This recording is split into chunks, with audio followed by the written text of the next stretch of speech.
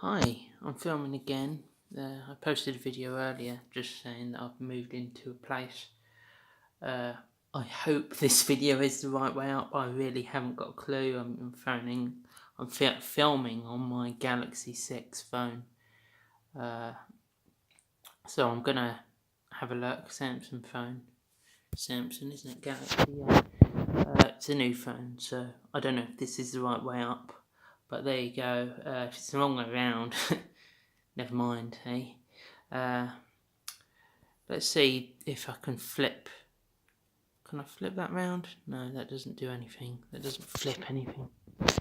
Same because I've got a camera on both sides. Okay, well what I'll show you then is here. Oh feck, I can't do it, and I can't. Never mind. I just have to turn it that way on. So the camera is where here. Right. Okay. So this is my evidence for tomorrow. Here you've got this document here. It's my grandmother's name on there as well as my own. So that's to prove to the judge basically. I look really weird. That's to prove to the judge that I have a place here. Here's this, and if you see at the bottom there, you can't read that writing. I can barely read it myself, and I hope that they say that they can read it. But it is essentially saying that the reason for referral was hallucinations, the reason that I was referred to a psychiatric ward, which, if you know my case, is absolutely ridiculous because I'm diagnosed with Asperger's syndrome, which has nothing to do with hallucinations. Then I've moved on to this secondary report here, which was from a Dr. Hunt, and she says there's no evidence of any mood disorder, and she said no psychotic features, so that is a direct contradiction. So I'm hoping that I can catch him out on that, and I can say, oh, there's a contradiction. So you're telling me I should trust these psychiatric people when clearly from one report to the next isn't consistent. The next piece here actually says on it, it has risk to children, and then it has a tick by the N box, which is on here. You've got an N and you've got a Y, and N obviously is for no. So I've got everything on there, but for some reason that doesn't count. That report, that one report doesn't matter. They want another report. Then, I mean, I'm hoping to film it all in court anyway, but in case I can't do that, I'm going to show you these bits of paper now, because for all I know, my camera could be confiscated from me. I could be arrested. It is a very real possibility for doing nothing other than wanting transparency and fairness. I've got another report,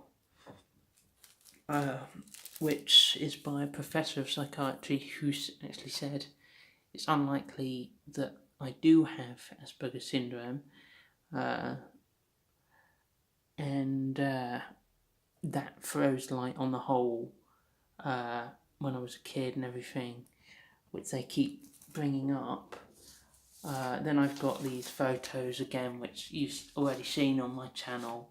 They're like the photo of the door and the actual property where they originally said that we'd neglected her. Then I've got a Gardaí report, and they're the Irish police from the day of the seeds again. If you haven't already seen that, you can see that on my channel. It's got the most views out of anything. Me telling the police to go away, and they won't go away. Anyway, a lot of bullshit on here saying that my ex had a bunch of fake aliases and they've spelt my name wrong, and just all sorts of inaccuracies. and I'm hoping to get a member of the Gardaí in so I can question her about her statement that she said that I'd threatened to kill my daughter. Well, funny thing is, I've never heard of this woman, and also she's not even mentioned on the report, so, you know, there's obviously, I believe my human rights have been breached. This little baby here is going to provide me tomorrow. I'm going to print off what I've just written on my laptop, which I will read you a bit of now. I just wrote this. I just finished writing it this afternoon. Well, it's 6:30 now. Finished it about 6 o'clock. Uno momento, please.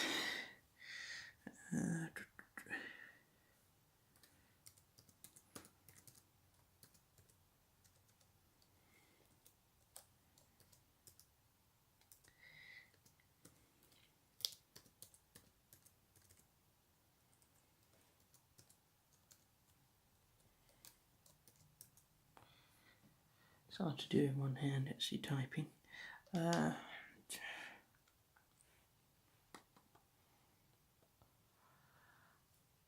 Right, so I'm gonna, I won't read you the whole thing. You'll hear some of it in the court, and I doubt it will be read. I've written 1,600 roughly words, so I'm gonna try and get some of my relatives past to visit as well, because obviously no one's been allowed to see her, including myself.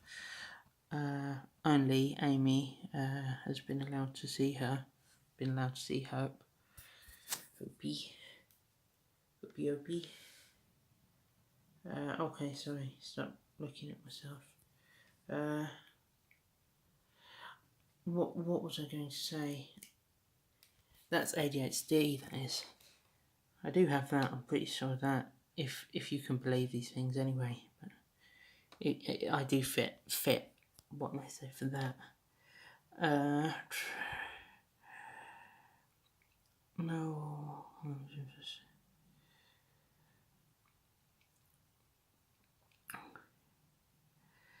Yeah, I'll read you this bit. This is essentially what it all boils down to, really. Given the evidence present, the fact that our house was under siege for 6 hours, the fact that we both looked after our daughter for 7 weeks when she resided with us, it can only be true to say that our daughter was, that there was no underlying immediate risk to Hope, our daughter. So that, for starters, is they've removed her illegally because an emergency care order, that needs to be the case. So much.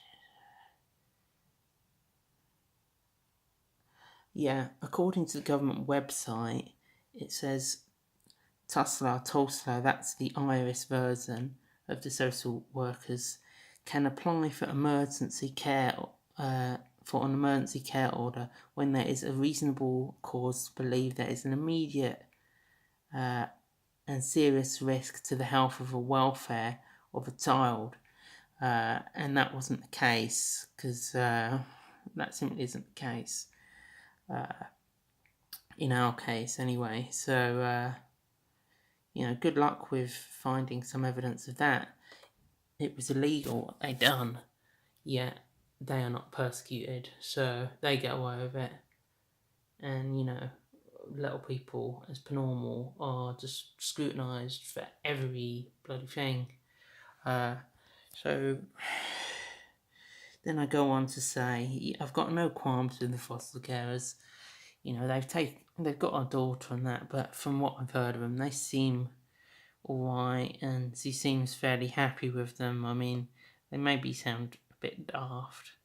I mean, like, they've put her in this routine which I would never have agreed with as an anarchist, because I believe in freedom and that. I don't believe in routines, and apparently she's got quite stuck in a routine now, which isn't isn't good because they want her to go to a psychiatrist. You can hear me talking to a woman from Bernardo's about that in another video.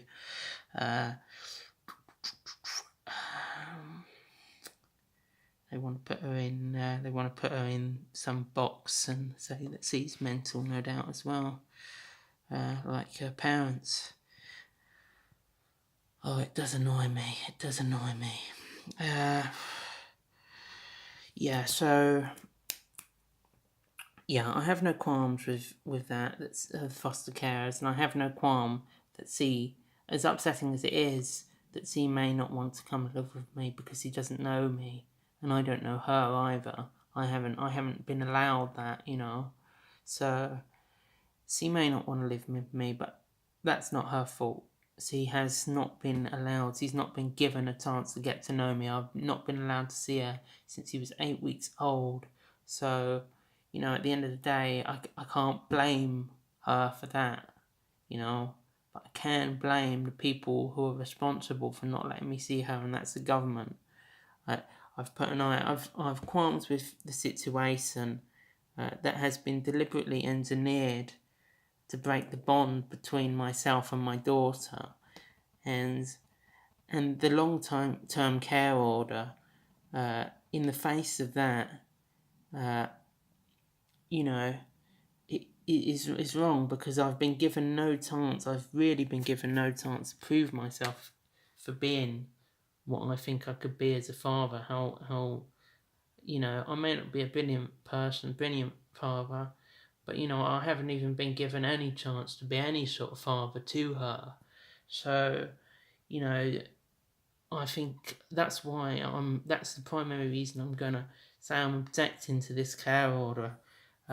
Regardless of whether it was illegal what they'd done or anything like that, just because they haven't given me a fair chance. All they keep going on about is this psychiatric thing, which I've proven time and time again in my mind that it cannot be trusted and it's contradicting reports and everything like that, which I've found. It's all in them copies over there. So anyway, what's the rest of this? I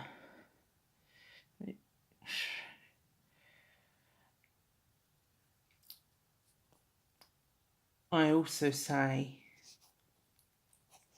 that I believe that there has been perjury committed in the court and slander on paperwork, both of which is true, honestly the truth. And I say, I don't want to get too much into that kind of thing, but I say, because of some obvious vendetta against me and my ex-partner, which I believe leans from my political views and her political views, and the fact we didn't want to conform to their birthing plans for our daughter. And I mean, I don't know, like, some people say maybe we had put her at risk, but what we done was legal, and actually, they put her at greater risk in the hospital. They put my ex-partner, they put her at risk of not being able to feel her contractions and just general ignorance and everything else that they put her first daughter at risk. My daughter, maybe it was dangerous, but I delivered her, I think, well, and at the end of the day, it all seemed to go well. So you can't have. I can't believe that we've been treated as we have done, and particularly my ex's family have been awful in regards to supporting Amy. I think it's disgusting, really. Anyway, that's it for now, and I hope it goes well tomorrow, and I hope this video isn't upside down as well. Alright, take care, amigos.